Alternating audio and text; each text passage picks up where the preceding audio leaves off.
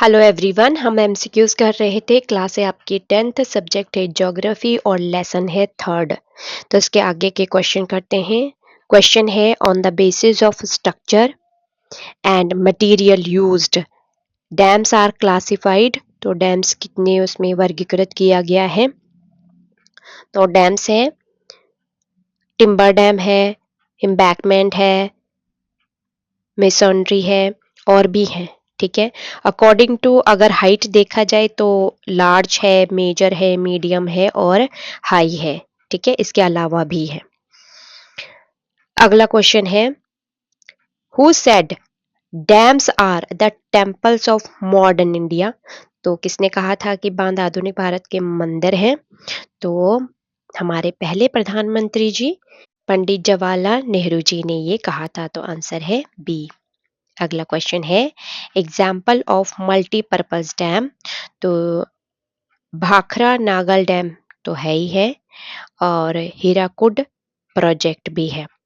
तो आंसर है सी। A and B दोनों है।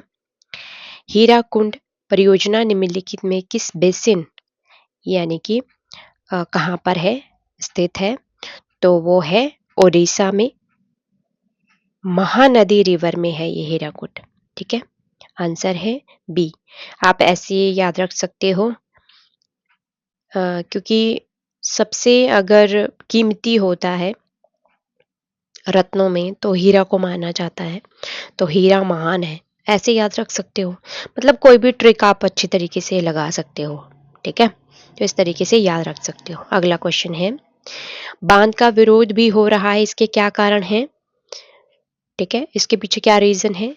एक तो प्राकृतिक बहाव अवरुद्ध कर देता है, यानी कि जैसे नदी बह रही है, बीच में रोक दिया इसको, तो प्राकृतिक बहाव तो रोक दिया गया है। इसका मतलब कुछ ना कुछ आगे जाके गड़बड़ जरूर होएगी। उसके बाद है तलछट, यानी कि सेडिमेंट जो है वो बहाव कम हो रहा है, इसका कम हो रहा है तो वहीं पे ही जम जाता है। ठीक है, तलछट के जमा होने के कारण एक ही जगह में जम जाता है ना। फिर जलीय जीव आवास में भोजन की कमी हो जाती है, क्योंकि वहां पे जहां पे जल है वहां पे जीवन भी है। तो जल में जो जीवित प्राणी है उनके लिए भोजन उपलब्ध नहीं होता है, क्योंकि सेडिमेंट जम जाता है ना, तो भोजन उगता ही नहीं है उनके लिए। ठीक है, तो आंसर है डी। अगला क्वेश्चन है, जलीय जीवों का अंडे देने की ऋतु में स्थानांतरण अवरुद्ध क्यों हो जाता है। क्योंकि बांध जो है वो नदियों को टुकड़ों में बांट देती है, इसलिए बांध जो है कारण बन जाता है इसकी कि जब वो यू नो स्पॉनिंग की सीजन होता है तो उस टाइम ये एक किस्म से ब्लॉकेज का काम कर रहा होता है। ठीक है, तो आगे फिर उनकी प्रजाति ही नहीं होएगी।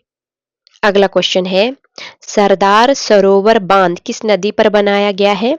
तो ये बनाया गया है नर्मदा नदी पर। तो आंसर है ए। अगला क्वेश्चन है, सरदार सरोवर बांध कौन कौन से राज्यों को सम्मिलित करता है। तो महाराष्ट्र को, मध्य प्रदेश को, गुजरात को और भी है। एनसीईआरटी में लिखा हुआ है, जरूर पढ़िएगा, बहुत बहुत बहुत इंपॉर्टेंट है, अलग से लिखा हुआ है वो देख लीजिएगा। आंसर है डी। अगला क्वेश्चन है, what are the objectives of prime minister's Krishi scheme. तो क्या उद्देश्य है इसके। पहला, खेत में पानी की उपलब्धता को बढ़ाना ताकि खेतों में पानी जा सके। पानी का सही और उचित उपयोग। जल संरक्षण प्रणाली को अपनाना, यानी कि जल को अगर सुरक्षित रखना है या उसका स्टोरेज करना है और किस तरीके से उसको बचाना है, अगर पानी है तो उसको किस तरीके से बचाना है। ठीक है, तो ये है, आंसर है डी।